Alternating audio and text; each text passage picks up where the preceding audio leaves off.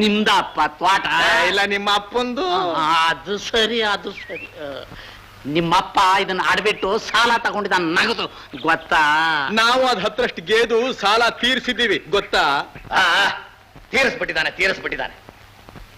ಮೊನ್ನೆ ಮದುವೆಗೆ ನಿಮ್ಮ ಅಣ್ಣ ಮತ್ತೆ 1000 ರೂಪಾಯಿ ಸಾಲ ತಗೊಂಡಿದ್ದಾನೆ, ಗೊತ್ತಾ? ಅದಕ್ಕೆ ಹೇಳು. ಸಾಲನ ಅದು?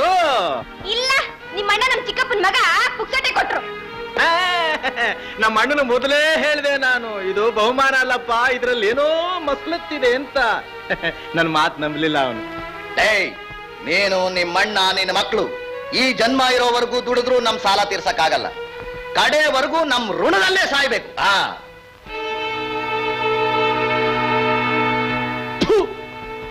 ಯಾವ ನಾಯಿಗೆ ಬೇಕೋ ನಿನ್ನ ಋಣ ಅಂತೆ ಋಣ.